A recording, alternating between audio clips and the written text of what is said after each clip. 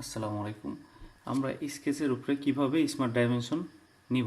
তো এই smart dimension নিতে হলে প্রথমে আমাকে একটি স্কেচ তৈরি করতে হবে। তো এই স্কেচটি তৈরি করার পরে আমি একটা স্মার্ট ডাইমেনশন নিব। তো এটার যদি আমি ডাইমেনশন না দিই তাহলে আমি যতগুলো কাজ করি না কেন সেই কোনো কাজের সঠিক মাপ আমি পাবো না। তো আমাকে ডাইমেনশনটা নিতে হবে। তো ডাইমেনশনটা নিতে হলে আমাকে প্রথমে স্কেচে যেতে হবে। স্কেচ থেকে হচ্ছে স্মার্ট ডাইমেনশন। স্মার্ট ডাইমেনশনে আমি ক্লিক করব। ক্লিক করার পরে যে আমার রেখাগুলো আছে বা স্কেচ আমি তৈরি করছি, আলাদা আলাদা রেখার আলাদা আলাদা ডাইমেনশন সেহেতু যে রেখার আমি ডাইমেনশন ঠিক করব সেই রেখাটার উপরে আমি ক্লিক করব। ক্লিক করলে আমাকে একটা ডাইমেনশন দেখাবে। এই ডাইমেনশনটা যদি আমি না নিতে চাই, আমি চেঞ্জ করতে চাই, তাহলে এই ডাইমেনশনের উপরে আরও একটাই আমি ক্লিক করব। তাহলে আমাকে চেঞ্জ করার জন্য একটা অপশান দেবে।